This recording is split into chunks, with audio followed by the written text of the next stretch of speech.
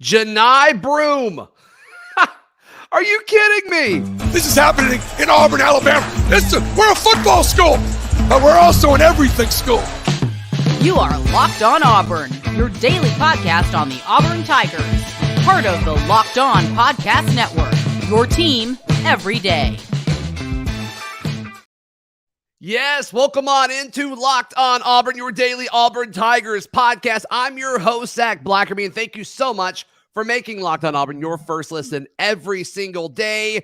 Daryl Dapprich joining me on Locked On Auburn's The Henry Service Company postgame show. Give them a call for all of your HVAC, plumbing, electrical needs. They've got you covered. 334-288-2700. Alabama license number 00021. Daryl, there's a lot of different ways we could go, but we've got to start with when you look at the box score. 27 points from the big man down low. Janai Broom going into this. The storyline was, okay, South Carolina, they kind of stink down low. That's a potential mismatch. Boy, was that the understatement of the season.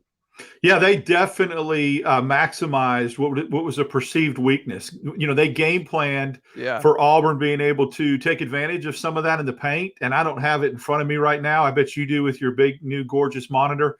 What Auburn did, points in the paint, it was absolutely one-sided and lopsided. And I think anytime you talk about having an advantage in the paint, on the block, it starts with Janai Broom.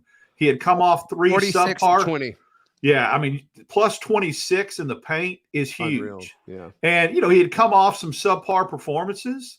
There was that talk that there was a toe problem. And, man, did he put that to rest and just absolutely come out and take this. I mean, he looked like a man amongst boys. When he plays like that and Wendell plays that way and recognizes that Broom is the man and gets the ball in his hands, they were dang near unstoppable today. Yeah, and Wendell had one of his better games of the season just by the eye test. I mean, from a scoring standpoint, it was okay. 5 of 11 shooting, 16 points. Was actually more efficient than he normally is. But in 31 minutes, a plus-minus of 23, like that's crazy. And the 12 assists. Mm-hmm. I mean, from a point guard, and I know we get excited, and I kind of blame Steph Curry for this, but you know, with these point guards, we always think they need to be big scorers. And we've seen that at Auburn, right? And Jared Harper was a key part of what the Auburn basketball program's ascension looked like. But I want my point guard to make the people on the floor around them better. And when you have 12 assists, I think you're doing that. So, and a few of those, there was one where I think he was like a Jedi or something. He used the force to, you know, kind of get the ball around this guy. I think it was either to Cardwell or to Broom. And I mean, he just had 3 or 4 passes where it's just like, whoa, he kind of took that next step to me today. Well, you touched on it, the 12 assists. And when you watched his play today, if you go into a game and say, I'm going to go ahead and draw up what I want a point guard to do, how they look, he controlled the flow and the game. It was like the game was on a string for him. I used the term to you, wizardry, right? So not only were the 12 assists big, you have to recognize what your strengths are in that particular game, what you're rolling with that day. And as the point guard, you have to kind of amplify those and say, okay, I know where our bread is being buttered today, so let me get the ball in this guy's hands. And it's not only getting the ball in certain guys' hands, it's where you get the ball on the floor to those guys. And so I'm going to give you an example. When you talk about the Jedi mind trick stuff, he got a backside rebound and pretended that he was going to dribble the ball back out. Right. And he took one step, fake pass to the perimeter, switched hands, and went around a guy to Broom, who was standing all by himself. It was one of the most sweet passes I've ever seen. That's what you want from your point guard. He distributed the ball. He controlled the game. It was like in his hand, like a globe today. I'm with you. Joey pointed this out, and he's absolutely right. 9 total turnovers for the Auburn Tigers. And I mean, we're talking about a team where like Alan Flanagan had 7 by himself like a week ago. So, I mean, you talk about South Carolina, like they're not a good basketball team, but Auburn in some situations make things harder on themselves than they need to. Only having 9 turnovers, like I'll take that in a heartbeat. Well, I'm all about doing what you're supposed to do. If you're better than an opponent and if you win games you're supposed to win and steal a couple that you're not supposed to and maybe lose a few that you're not supposed to, you're going to have a great year. I mean, it's math. So this game, Auburn was supposed to win. They were favored to win. They were on the road. Now, look, South Carolina is not a very good basketball team, but any day, I don't want to sound cliche, but things can happen on any given day. And case in point, they beat Kentucky on the road and beat Clemson. Clemson's ranked and is probably in the 1 spot in the ACC right now. So if you let your guard down, anybody can sneak up and bite you. And so when you're hunted, when you got that target on your back and you're the one that coming in on the road and you're ranked, how you respond is very important. And Auburn just didn't go on the road and, it's a win. It's a win. Just get that win. No, they won very, very emphatically. And I think that's very important. Yep. Hunter and Phil in the live chat talking about Yohan Traore, his best game of the season. I think it was his highest scoring output since Colgate, I believe, Daryl, which has been a minute, obviously. 8 points on 3 of 6 shooting. Most of his shots from behind the arc, 5 of his 6. He made 2 of them. I don't love that, but the fact that he made 2 of 5, like, okay, maybe that was the right call. And he did it in 10 minutes. And if he would have made his free throws, he would have scored 10 points in 10 minutes, which I don't think is a crazy ask. So maybe he showed something late. I don't know, Daryl, how many of those points he would have gotten if it was a closer game, just being honest with you.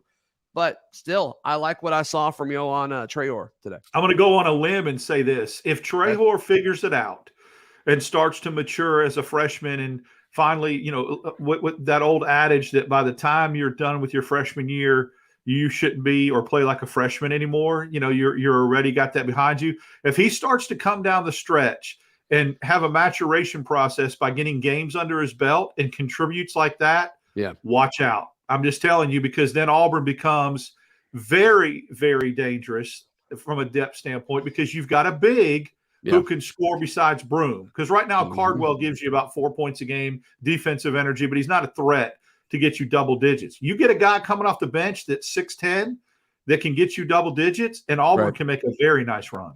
That's right. War Eagle Wyoming saying, let's not forget that we've been doing this without Simo, Chris Moore. Give him the chance to get fully healthy for the stretch run. Then we can get better when he returns. Amen. You don't need to rush him back now. No, you don't. But like Auburn almost looks better post his injury. And I'm not saying Auburn's a better team without Chris Moore, but since he's been out of action and unavailable for this team, and they've looked better on both sides of the floor, in my opinion. Daryl, I'm not saying don't play Chris Moore when he comes back, but I do think it's a little unfair just to say, oh, well, when Chris Moore comes back, Auburn all of a sudden gets better because he's there. But there's some chemistry stuff that's really clicking for this team right now. If you bring in another guy, how does it impact that? Well, you've got a data point with that with last year. There's history. There's a precedence. Auburn, to me, last year looked better before Flanagan returned. And, I think that you can that comment's interesting. I think that the same thing is happening here. And it's not because of talent or ability, or it's about just chemistry. It's about flow. And last year, when Al Flanagan came back from an Achilles injury, I feel like a little too soon, Auburn's flow was disrupted a little bit. What's happened is Chris Moore going out of the lineup has forced Alan Flanagan to put his big boy pants on, and play. Sometimes there has to be adversity, and you get forced into being what you need to be, and that's what's happened with Flanagan, in my opinion. Yeah, and Flanagan, once again, I mean, he didn't score double digits, which is a shame because it would have been nice for him to get that double-double, but 8 points, 3 of 7 shooting, made both of his free throws, 10 rebounds. No turnovers. He had 3 assists. That's pretty good. That's pretty good. That's it's a pretty nice efficient. stat line. Yes. That's effective. Second highest plus minus on the team. Wendell was plus 23 and Allen was plus 22. Like if I would have told you that going into the season about Alan Flanagan, if I would have told you that, Daryl, 2 months ago, that this was going to be like Alan Flanagan's kind of the new version of what to expect from him, you would have taken that in a heartbeat. Well, I would. I mean, I think efficiency is one thing we did not use in the same sentence as Alan Flanagan. I always felt like it was feast or famine with him. You were going to have to put up with the turnovers and some of the things that happened to get big outings, right? Big explosion scoring. Mm-hmm. And right now, he's just giving you great, efficient stat lines. I'd take, again, I hate that he didn't get that 10 points, but who wouldn't take 10 points, 10 rebounds, and no turnovers from Flanagan? I mean, that's an efficient basketball game right now. That's right. And then, Jalen, a solid 12 points, 6 rebounds. He really had a lot of, it's pretty dangerous from like that mid-range, which I don't love when we take those, but those mid-range kind of teardrop shots from Jalen and Janai tonight actually landed. Those don't normally feel like they land. It seems like they always rim out. Man, they got him in it. They got him up and over quick. I mean, they got him out of their hands, and the ball never touched the floor. They didn't try to put it on the floor. So, we got a comment too. A couple of friends of mine are listening, so I really appreciate that. One from Georgia, one here from Millbrook. A couple of good friends, Tim Estes and Kelly Varner. So thanks. I appreciate them jumping on and being a part of this as well. Of course. All right, Storm, that is his real name, has an interesting question. I want to touch on that in a second, Daryl. But look, South Carolina, it's in their name. They're used to things going south, and that's unfortunate. It just is. It just is. So South Carolina, they know all about going south. It's obviously not great. But our friends at Henry Service Company are the guys you need to call when things go south in your home or business, whether it's residential or commercial. They have you covered. And they could do pretty much anything. They're like, let's don't kid ourselves. They can pretty much do anything, whether it's plumbing, HVAC, electrical. It doesn't matter what it is. If you're in the Montgomery Tri-County area, they're going to be able to take care of you. Of their service firsthand, Daryl.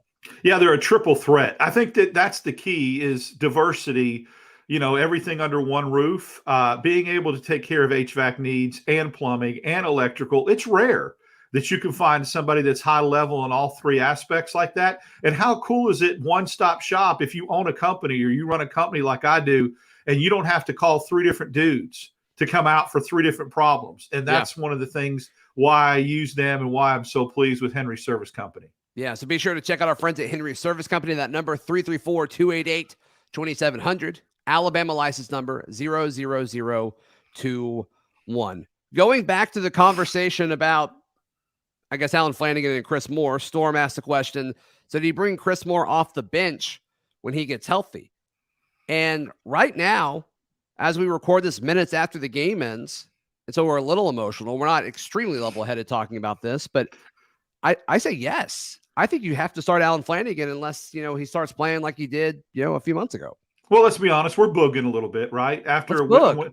We got an SEC road win. We're going to boog. I mean, you go on the road for the whole week and come away 2-0. It's well-deserved. So, but I think that, the nice run and the good feelings about this team right now, where we're at, I think you have to bring him off the bench for a couple reasons. Number one, you don't throw somebody into the starting lineup that's coming off a shoulder injury, especially when it's their shooting shoulder. You kind of ease them back in just from a physical standpoint. But then when you're playing your best basketball of the year during that stretch, from an emotional standpoint, you also ease him back in. So there's 2 reasons right there where I see him getting 15 minutes and coming off the bench. But he's the kind of kid that'll be okay with that too. That's important. He's not going to sulk. He's not going to pout. He's going to be okay with that and say, look, whatever helps the team win, I'm willing to do it. And that's why you love him. Yeah, I expected him to leave this past offseason. And the fact that he's the kind of man that you just talked about, and War Eagle Wyoming saying the same thing, like he loves Auburn. He loves his team. He's going to be a team first guy. So I'm with you. I'm with you on that. Daryl, let's zoom out just a hair. So Auburn is now 6-1. In SEC play, when like a week and a half ago we were saying, would you take 9-9? Everybody's like, yeah, absolutely. Now that honestly seems ridiculous. But you look at it right now, and Tennessee hasn't gone final yet. They're still, they're up by a lot against LSU. So Alabama's 6-0 conference play. They play Missouri in about 15 minutes. That should tip off. Auburn 6-1, Tennessee 6-1, Texas A&M now 5-1 after they lost to Kentucky earlier today, and then Kentucky 4-3. Missouri at 3-3 is interesting if they can beat Alabama later today. I'm not buying that, but boy, would that be wild if it happened. Tough place to play. Columbia is not easy. Yeah. And Missouri's like, they've shown that they can do it. We'll see. They haven't looked that great in the last week or so, but we'll see. But boy, like the whole conversation is, can Auburn be a top 4 seed in the SEC tournament? And looking ahead, the answer to that is yes. The answer to that is absolutely yes, because I think the drop-off from Alabama, Auburn, and Tennessee is pretty dramatic. And we'll learn more about that when Auburn hosts Texas A&M next. I hate that that's an 8:00 game because I think that should be like where everybody can see it at 6:00, but it is what it is. We'll recap it regardless. We'll go live a little after 10 probably that night. But it's just that game is so important. And the fact that maybe Kentucky exposed them a little bit may help Auburn. I'd love your thoughts on that. But just the way that everything's kind of fallen today so far has been a net positive for Auburn. There's no question about it. Yeah, I think that Auburn and Tennessee in the conference right now are closer to each other than Tennessee is to Alabama. Now, some of these national pundits and the SEC network who can't put a schedule up, apparently, graphics correct, has Auburn playing Arkansas 2 more times when they don't, instead of Texas A&M. They did it 3 times. And then I could barely hear the color commentator, Matt Weiss, because he had his lips firmly planting on Alabama's backside the whole game with how much he loved Alabama. So, I mean, I get it, but you're doing an Auburn game, dude. So we get it. There's Alabama and everybody else. But I think Auburn and Tennessee are closer to each other than Alabama and Tennessee is. I think sure. I do. I agree there's that separation, okay? But make your point and move on. And so right. I hope that, the Texas A&M game is another outlier. If Auburn at home can win that game and win it convincingly, there's more separation to be had there. Yeah. And then you're ready to go down the stretch. You got that non-conference game at West Virginia that I think is a dangerous game in Morgantown. But now you got your ankles taped and you're ready to go for that brutal stretch. Is it bad I just don't care about that West Virginia game? Like, we're in the middle of SEC It is bad. play. It's bad. It's bad. Because what's going to end up happening is, listen, West Virginia beat TCU, who just absolutely boat raced, took their manhood from them in Kansas. Yep.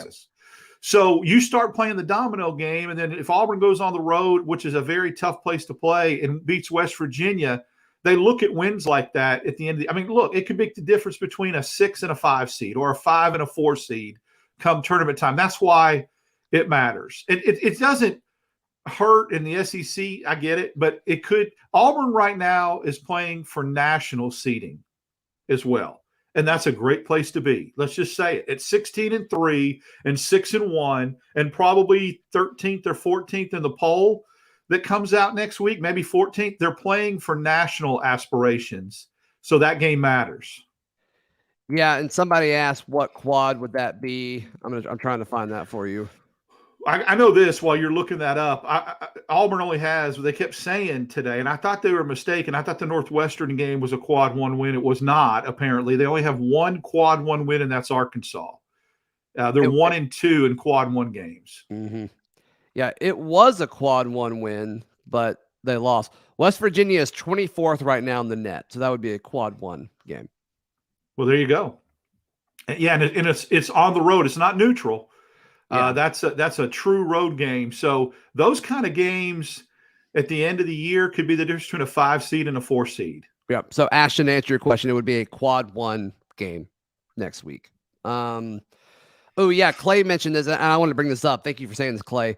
Remember what Zepp's attitude was about when they said before the game on the Locked On Auburn podcast about disrespect. I asked Zepp when he came on the show yesterday, just about the South Carolina stuff. And he's like, yeah, it doesn't make any sense because we're taking every opponent so seriously. And he was aware of the fact that South Carolina beat some teams that were better than them. And, you got to take everybody seriously. So the mindset of that team, I think it's going to help them. I really think it's going to help them. This is a mature team, and you're starting to see individual players change what they do a little bit, Daryl, for the betterment of the team. We talked about Chris Moore being a team guy, but like Katie Johnson tonight, He shot it 4 times across 18 minutes. He shot it 4 times, and only one of them was a 3. That is just something totally different than what we've seen throughout his career, but specifically his time at Auburn. And even like what Wendell's doing. Wendell got to the he shot it 11 times, only 4 of them were 3s. And so, I mean, you started seeing him feed it down more. I mean, he had more assists than he did shot attempts. I would have never thought that going into conference play. No, and that announcer that we were referred to made a great point. I mean, fair is fair. He said last year Wendell Green would have taken the shot there instead of passing the shot up and that's the one where he kind of stepped back and looked like he was going to shoot a fadeaway, which would have been a 4 shot, and found Broome all alone for the dunk. So you're right. I think KD Johnson made, to me, a very smart play where he pump faked a dude that was running out at him at a 3 and made a gorgeous blow by, put the ball on the floor, dribble drive penetration to the basket, which was those type of things are winning basketball plays. And in a capsule, in a microscope, in a moment in a game, it's small, but put 5 or 6 of those together. Yep. And it's doing what you're talking about. It's giving up things for the betterment of the team. That's right. Like tonight, Janai Broome needed 17 shot attempts. He did. He should have got all the touches he got.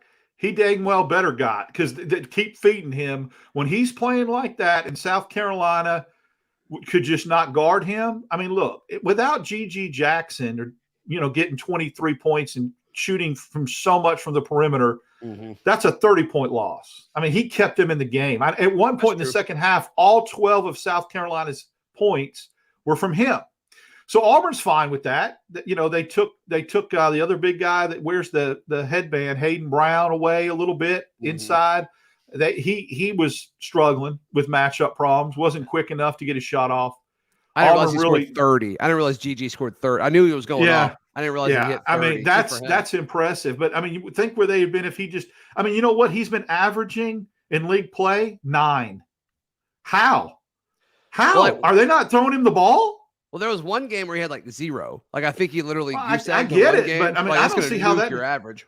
I don't see how that dude is averaging 9 a game in conference play. I just don't. I mean, I think he's a legit 15, 16. So let's just say he scores 16, which is a nice game. I mean, they were going to have to get 14 from somebody else, and nobody else was giving that to him. So credit to him. But I think Auburn was okay with that. I think the game plan was we're still going to take advantage of our size down low. And he got in foul trouble too, Jackson did. All right, let's open up some comments, questions, and live chat. And if you've said something that we didn't acknowledge and you want us to, just don't be afraid to say it again. Bob saying a very good point. A road win by this margin is a very good win. Yeah, we think the line was 6.5. If we're wrong on that, call us out. But yeah, Auburn won on the road by way more than 6.5. So, I mean, we talked about this. Auburn's schedule is about to get a lot tougher. Getting wins at LSU and getting wins at South Carolina. While neither of those teams are very good or impressive, you still get them, which is great. Well, it's funny. There's been a narrative over the last week about Auburn's conference schedule and how they've caught breaks on who they've played to this point. And I'm not going to argue that that's not true. Auburn has been fortunate. But the team that's leading, and I'm not making this podcast about Alabama, I'm just making a comparison, that the team that's leading the conference right now, Alabama, the combined record of the SEC opponents that they've played is 9-26 coming into today. Auburn's were 10-25. So everybody's beating up on the bottom feeders. Auburn's not the narrative that Auburn's the only team to benefit from that is laughable. The team that's leading the league and is very, very good and has separated themselves, their combined opponents in the SEC record was 9-26. The difference though is non-con, right? Because I mean, Correct. Alabama, and that's where Alabama deserves to be on the one line right now, because their non-conference schedule has been very impressive. But we're in conference play right now, and Auburn's getting slapped by people for, they're playing all the bottom feeders. They've played the bottom 4 teams in the conference. Yeah, so is Alabama. There's other teams. I think Auburn kind of likes that they're being slapped right now. I heard that comment from Zepp when he was on your show about somebody saying, watch out, South Carolina? Who said that on the SEC network? Because, I mean. Did any of the analysts go to South Carolina? I can't think of any. No. I don't know. They didn't. I don't know. So. I should have asked them, but I didn't want to put them on the spot. Jeff says, hey, guys, War Eagle, do we know why Jay Quinterly from Bama is smack talking on Twitter to Auburn already when the game's like 2 weeks away? I haven't seen that. I saw it when it was live. I saw it up live this morning. I saw Broom body bag him after the comment, and I saw him delete his Twitter that quick. So, and what then happened? There were some screenshots. Well, somebody, and this is where it's not good. If you're an Auburn fan, don't tweet at basketball players that from opposing teams. Just don't. Leave that alone. And if you're a basketball player, don't. But a fan tweeted at him at Quinterly and said, you're a 5-star and you're a 5th-year senior, and made a joke. And then Quinterly came back with an expletive and said, we're going to beat you 30 at your place. And then Broom came back with the clown emoji and said, it's going to take all of it. And then he deleted that. And then somebody got in his private mentions and screenshotted Quinterly basically threatening him, calling him names and stuff. So it's just not a good look. Yikes. It's one of those things that you just don't need to get down in the mud with. If you're an Auburn fan, if you're a player, just stay above that fray. But it is pretty stupid for a player to go ahead and make that declaration that you're going to beat your opponent, a rival, by 30 at their place. Not smart. I mean, you don't want to do that. You definitely don't want to, because that's definite bulletin board material. Yep. Bob mentioning, love the way the guys took care of the ball today. There's no question about it. Ashton saying KD got that yellow light from Bruce, because he always says, all these players get a green light. It's got that yellow light. Yeah, maybe.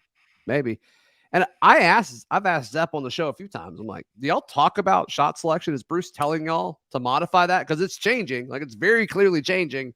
And he keeps saying no. I don't know if I fully buy it, but he keeps saying no. Daryl Ricky says, how many SEC wins does Auburn get this year? You want to take a stab at that? Yeah, I think Auburn's going to go 12-6. I think that stretch that's going to be very brutal on the backside, that Auburn's not going to go into the wilderness. They're going to win some of those games, but some of those games are going to be tough. So I would say 12-6 or 13-5 is where I feel like Auburn will finish. Yeah, I'm thinking 12-6 if I had to guess. David saying the line was 12.5. Okay. Still covered. Yep. So there you go. Because good teams win, great teams cover.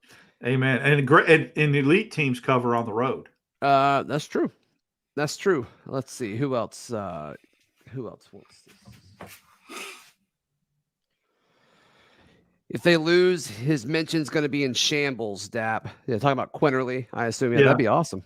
That'd be great. But also, don't tweet at players. Like, just don't tweet at players. Just don't. And look, I'm not just, I'm not trying to make it look like I'm piling on one particular school. I'm saying, as an Auburn fan, just don't. There's nothing that can be good or gained from that.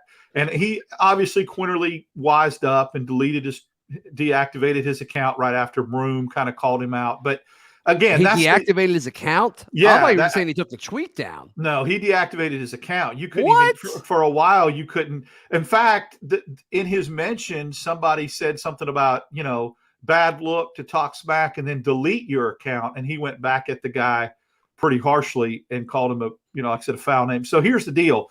Even if you're Broom, this is the new age of social media, right? You smack talk on the court, and usually it's over.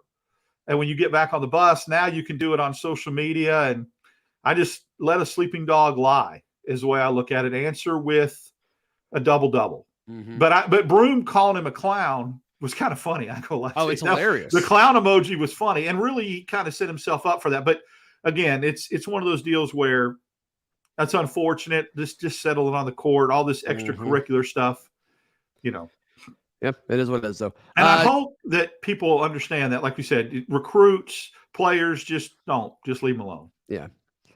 Joey says, since 2019, Auburn is 44-1 versus quad 3 and quad 4 teams. Pearl's teams don't take anyone lightly. Okay.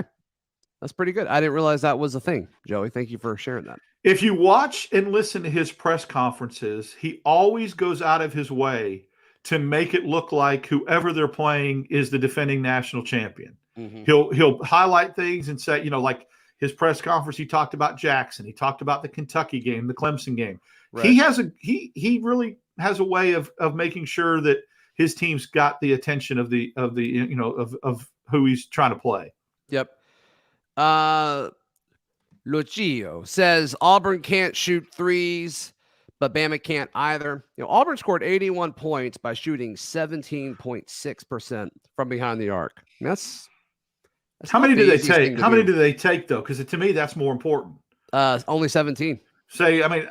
Again, when you're plus 26 in the paint, don't chuck up threes. Why? If it's working, if it ain't broke, don't fix it. Right? So I think that's the key. You got that big advantage down low. There's no reason to shoot. Right. Yep. Bob asking what Jalen's plus minus was. Jalen played 30 minutes. His plus minus was 16. So tied for third. Wow. That's impressive. Pretty good. It's pretty good. Wendell was 23. Allen's was plus 22. Jalen and Janai were plus 16. How Janai didn't lead in plus minus is wild to me. I would have not guessed that. Probably because Jackson was on the floor. When people substitute, coaches will strategically, if they see a guy go off the floor, they'll sub their dude then.